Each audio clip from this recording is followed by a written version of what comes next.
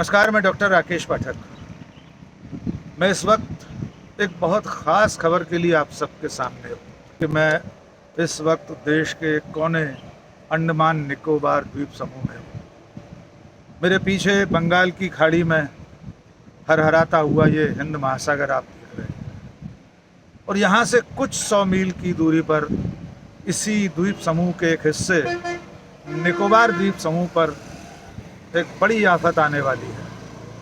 और वो आफत आ रही है निकोबार द्वीप समूह के ग्रेट निकोबार में एक बहुत बड़ी परियोजना के लागू होने से। आइए हम सिलसिलेवार आपको बताते हैं कि ग्रेट निकोबार, जो निकोबार द्वीप समूह का सबसे बड़ा टापू है, सबसे बड़ा द्वीप है ग्रेट निकोबार, वहाँ भारत सरकार एक अंतर्राष्ट्रीय कंटेनर ट्रांसशिपमेंट पोर्ट बनाने जा रही है। वहाँ भारत सरकार एक इंटरनेशनल एयरपोर्ट बनाने जा रही है, और वहाँ पर भारत सरकार एक ग्रीन फील्ड तटीय शहर बसाने जा रही है। और इस सब को बसाने के बाद, एक इंटरनेशनल पोर्ट को बनाने के बाद किसे सौंपा जाएगा, इसका अनुमान आप आसानी से लगा सकते हैं। लेकिन सवाल ये नहीं है कि ग्रेट निकोबार में बनने वाला पोर्ट, बंदरगाह किस धन्ना सेठ के हवाले होगा। सवाल उससे कहीं ज़्यादा बड़ा है कि आखिर इस ट्रांजिट पोर्ट, इस इंटरनेशनल एयरपोर्ट और ग्रीन फील्ड सिटी से ग्रेट निकोबार किस तरह तबाह होगा, उसकी चिंता करना ज़्यादा ज़रूरी है। तो आइए सिलसिलेवार हम आपको बताते हैं कि ये प्रोजेक्ट क्या है। सन 2020 में प्रधानमंत्री नरेंद्र मोदी ने मुख्य भूमि से अंडमान निकोबार तक के लिए ऑप्टिकल फाइबर परियोजना का उद्घाटन किया था। यानी अंडमान निकोबार में इंटरनेट अच्छी स्पीड से लोगों को मिल सके, ये सुविधा वहाँ स्थापित हो सके, इसके लिए ऑप्टिकल फाइबर लाइन समुद्र के अंदर से, समुद्री ऑप्टिकल लाइन बिछाई गई है। उस वक्त प्रधानमंत्री नरेंद्र मोदी ने सूचना दी थी देश को कि आने वाले समय में निकोबार में, ग्रेट निकोबार द्वीप में एक अंतर्राष्ट्रीय बंदरगाह बनाया जाने वाला है। और इसके बाद नीति आयोग ने इस ग्रेट निकोबार मेगा प्रोजेक्ट का विजन डॉक्यूमेंट तैयार किया, उसका दृष्टि पत्र तैयार किया, जिसमें पूरा खुलासा है इस योजना का।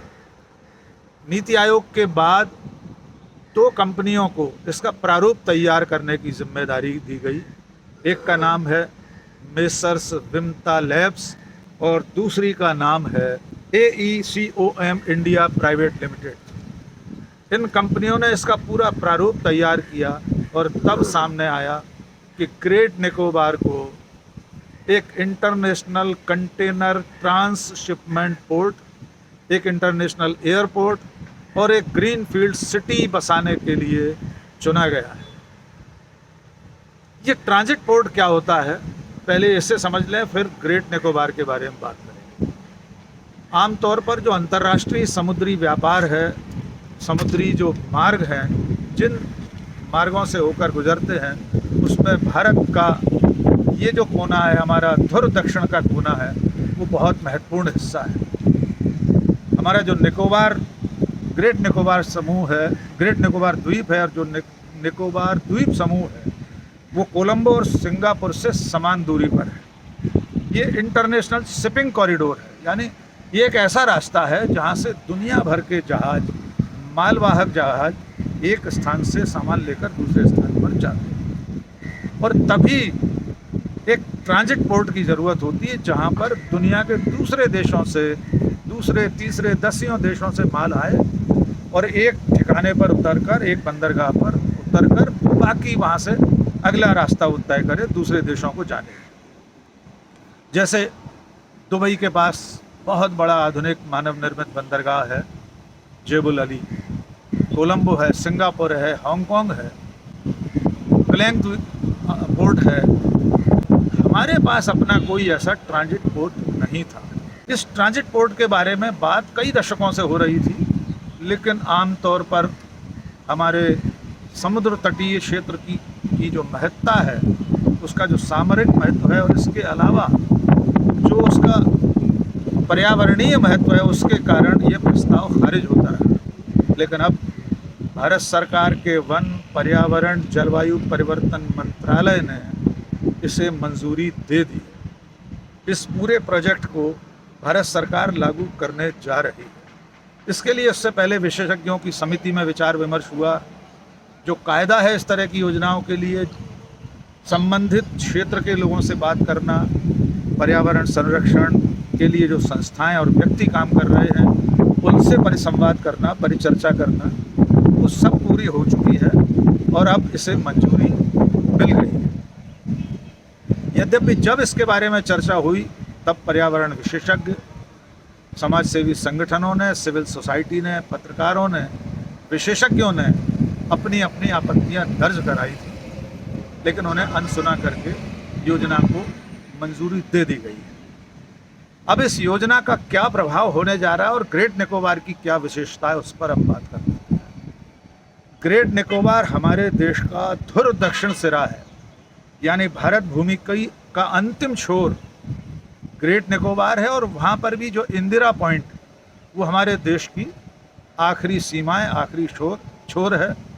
आपको याद होगा 2004 की सुनामी में ये इंदिरा पॉइंट जलमग्न हो गया था, डूब गया था। ग्रेट निकोबार कुल 911 वर्ग किलोमीटर में फैला हुआ है, बहुत छोटा सा द्वीप है, और उस 911 वर्ग किलोमीटर में से इस प्रोजेक्ट के लिए, great Nicobar development mega project के लिए करीब करीब 166 वर्ग किलोमीटर का क्षेत्र चुना गया है। इसमें सबसे महत्वपूर्ण बात यह है कि ग्रेट निकोबार दुनिया के सबसे ज़्यादा संरक्षित और महत्वपूर्ण वर्षा वनों में से एक है।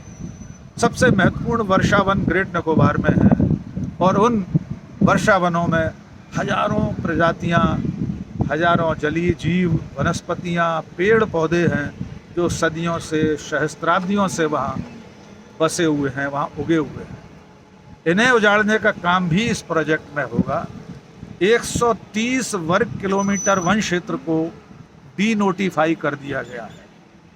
उसका जो संरक्षित, जो उसकी स्थिति थी, उसे अब हटा लिया गया है, और ऐसा होने पर इस प्रोजेक्ट के लिए ग्रेट निकोबार से 8.5 लाख पेड़ काटे जाएंगे। एक बार फिर ध्यान से सुन लीजिए, दुनिया के सबसे महत्वपूर्ण रेन वाटर फॉरेस्ट, वर्षा वनों में से एक ग्रेट निकोबार के जंगलों में से 8.5 लाख पेड़ काटे जाएंगे। इन पेड़ों को काटने के एवज में जो दूसरी जगह पेड़ लगाए जाएंगे, वो बहुत ही हैरत अंगेज बात है। भारत सरकार की अपनी नीति है, सुप्रीम कोर्ट की रूलिंग है, वन पर्यावरण मंत्रालय के नियम हैं कि किसी भी कार्य के लिए, किसी प्रोजेक्ट के लिए, निर्माण कार्य के लिए, सड़क के लिए, पुल के लिए, पोर्ट के लिए अगर आप पेड़ काटते हैं तो उससे ज़्यादा पेड़ कहीं दूसरी जगह आपको लगाना होगा। ये जो वनीकरण हो रहा है, ग्रेट निकोबार के 8.5 लाख पेड़ काटकर, जिसे प्रतिपूरक वनीकरण कहते हैं, उसके लिए प्रारंभिक तौर पर हरियाणा की अरावली पर्वत श्रृंखला को चुना गया है। यानी ग्रेट निकोबार से करीब करीब 3000 किलोमीटर दूर अरावली पर्वत श्रृंखला पर पेड़ लगाए जाएंगे। बीच में ये बात भी सामने आई थी कि शायद मध्य प्रदेश में भी एक RTI से के जरिए पूछा गया था कि ग्रेट निकोबार में जो पेड़ कट रहे हैं उसके एवज में प्रतिपूरक वन कहाँ लगेंगे। तो जानकारी तो नहीं दी जा रही, लेकिन अन्य स्रोतों से मालूम हुआ कि हरियाणा या मध्य प्रदेश में ये वनीकरण होगा। आप कल्पना कर सकते हैं, हजारों साल में विकसित ग्रेट निकोबार के वर्षा वन कितने 100 साल, कितनी सदियों बाद अरावली या मध्य प्रदेश में कहीं विकसित हो पाएंगे, और क्या वो ज़रूरत पूरी कर सकेंगे जो निकोबार के वर्षा वन पूरी करते हैं? यकीनन नहीं कर सकेंगे। इसके अलावा करीब 1700 प्रकार की अन्य वनस्पतियां वहाँ पर हैं। कई जीव जंतु ऐसे हैं जो सिर्फ ग्रेट निकोबार में पाए जाते हैं। जैसे एक लेदर बैक टर्टल है, एक चमड़े की खाल जैसा कछुआ जिसकी पीठ चमड़े की है, वो दक्षिण पूर्व एशिया और अफ्रीका में सबसे ज़्यादा इसी ग्रेट निकोबार में पाया जाता है। उसका घर है, उसका बसेरा है ग्रेट निकोबार, उसका घरौंदा है, वो भी इसकी चपेट में आने वाला है। इसके अलावा एक मेगापॉड नाम का पक्षी है, वो भी ख़ास तौर से इस क्षेत्र में मिलता है। और जब ये एक मेगा प्रोजेक्ट ग्रेट निकोबार में बंदरगाह, हवाई अड्डा बनेगा, तब ये पक्षी अपने घरौंदे से बिछड़ जाएगा। सरकार का दावा है, योजनाकारों का दावा है कि इस लेदर बैक टर्टल और इस पक्षी के लिए और तमाम और ऐसे जीव जंतुओं के लिए दूसरी जगह अभयारण्य विकसित किए जाएंगे दूसरे कोने में निकोबार के। लेकिन आप सब जानते हैं, पारिस्थितिकी विशेषज्ञ कहते हैं, वन्य जीव विशेषज्ञ कहते हैं, जलीय जीवों के विशेषज्ञ कहते हैं कि ऐसे जीव जंतु बहुत आसानी से नई जगह अपना घरौंदा, अपना घोंसला नहीं बनाते हैं। इसके अलावा मैंग्रोव हैं, जो तटीय क्षेत्रों में होने वाले पेड़ और झाड़ियां हैं, वो बहुत बड़ी संपदा है ग्रेट निकोबार की। सैकड़ों किलोमीटर के क्षेत्र में वो भी इसकी चपेट में आने वाली है। उसकी प्रतिपूर्ति बहुत आसानी से संभव नहीं है।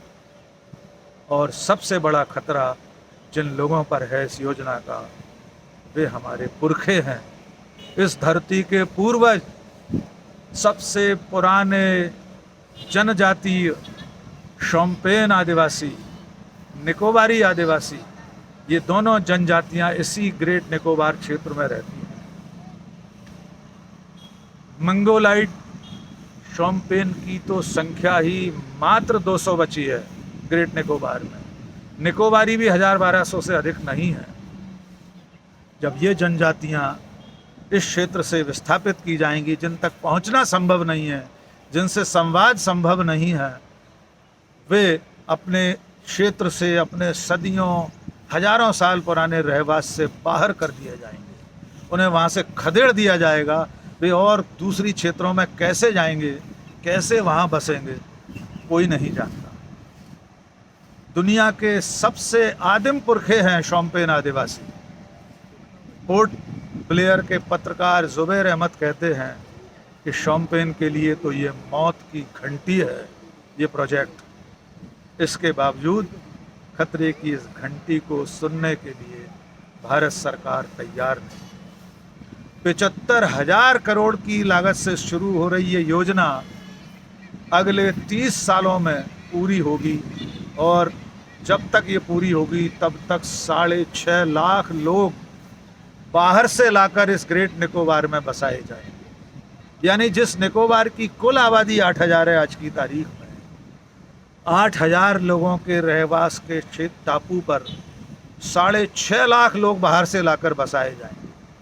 दुनिया की आधुनिकतम मशीनें, एक पावर प्रोजेक्ट बनने वाला है, थर्मल पावर प्रोजेक्ट भी वहाँ होगा। हवाई जहाज आएंगे जाएंगे, पानी के जहाज बड़े बड़े आएंगे जाएंगे।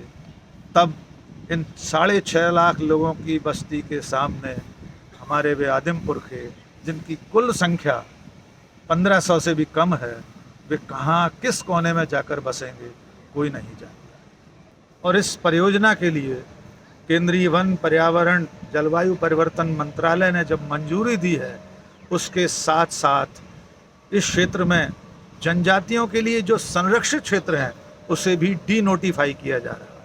यानी जिन क्षेत्रों में सिर्फ ये लोग रहते थे, वे अब संरक्षित क्षेत्र नहीं रहे। इस बड़ी परियोजना को लेकर जितने दावे, आपत्तियां थे, उन सबको खारिज करके मंत्रालय ने मंजूरी दे दी है।